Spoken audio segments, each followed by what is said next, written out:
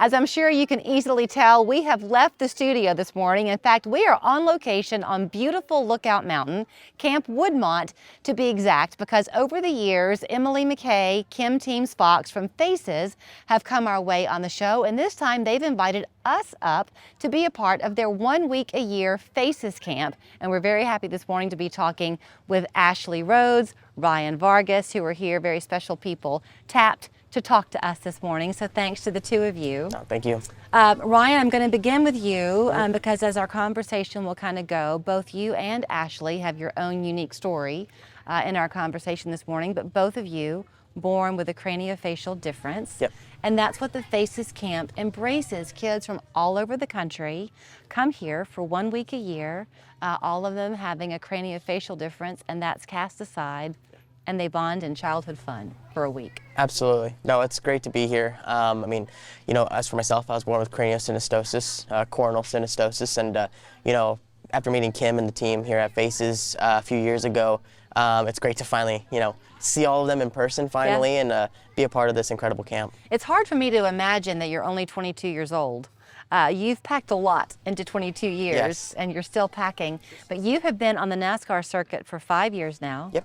Did you ever have a time in your life where someone said, oh no, you can't possibly do that, you have a craniofacial difference?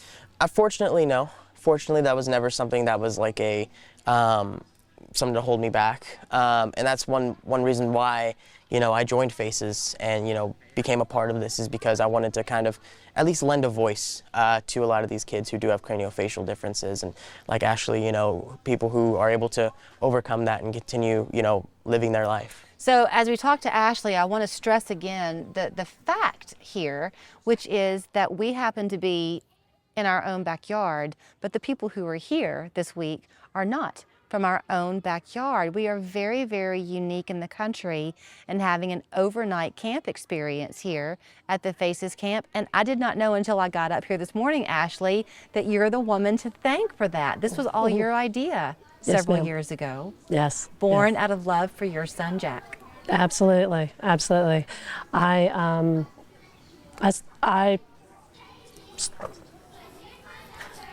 worked for Faces in right out of college in the late '90s, and then I got married and moved away, and you know, did all the things. And I had a son who has a craniofacial syndrome as well. He has Cruzon syndrome, and when he was about 5. I started looking for camp opportunities for him, and I quickly realized that it was not that easy to find one. For the first 8 years of his life, he had a trach, in addition to the craniofacial anomalies, and so cognitively, he's, you know, fine, just like everyone else, and is in all regular classes at school and does all the normal things and plays all the sports and does the things, but people were apprehensive to accept a child with a trach, you know, for camp opportunities, yeah. And so I went back to the ladies at Faces and I said, you know, help me with this. And they said, let's do some research. Let's see what's out there for craniofacial kids. Obviously, if we're gonna try and do a camp, we need a nurse. Right. Okay. And so that was number one thing. And so let's create an opportunity that even though they might have some medical needs, let's see if we can remedy that and care for that, so that they can have a normal experience. And flash forward, I mean, the idea was such a good one that, back to the point I'm making, the word got out and kids from all over the country were lining up to do this. One thing that y'all strive to do, though, at the Faces Camp is to make it as, quote, normal of an experience as possible. So all the kids coming here have a craniofacial difference, but the independence is there. Oh yeah. They're not having to come with their parents. They can take care of themselves while they're here for the week, and they can have fun doing all the camp things, from zip lining to hanging out on the water to, I'm sure, making s'mores over a campfire, right? Absolutely. Did you ever in your wildest dreams think it would grow to this? I hoped it would. I hoped it would. You know, I didn't know. When we had our inaugural year, just getting it up off the ground was just so amazing and so wonderful to see it come to fruition, because we worked on it for probably a year and a half before it came to light. I could be wrong, but it seems like when you kind of go back to your memory of it all and what got you started with it, it seems like there's still emotion that kind of tugs at you. Is it an emotional story to talk about for you?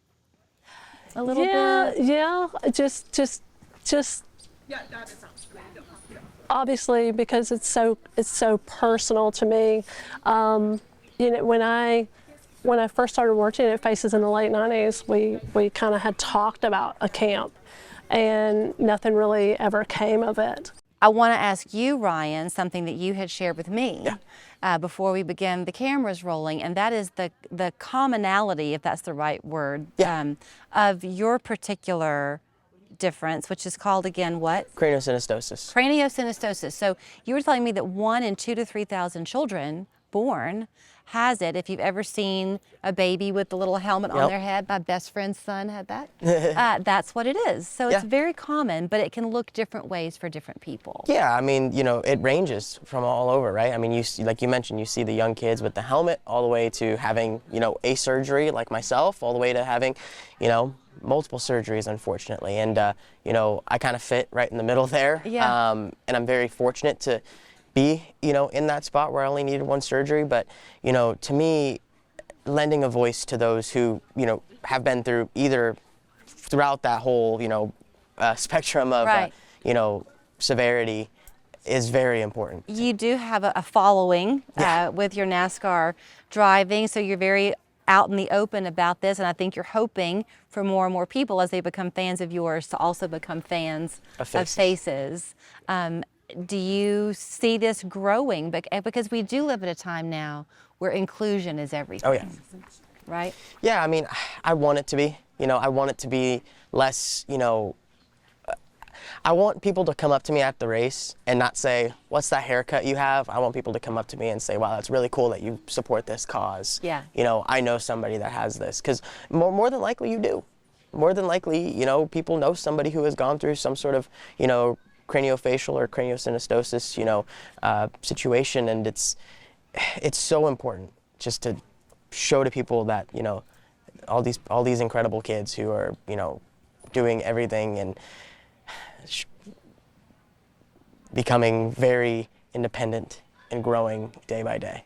And mom to mom, Ashley, I know you love watching the kids, but do you also love watching the parents' faces when they come to pick up their kids? Oh, absolutely. Absolutely. That's amazing. Because, you know, I've dealt with parents who, you know, I'm on the phone with them before camp. They're scared, they're nervous, they're worried. It's their baby. It's their baby.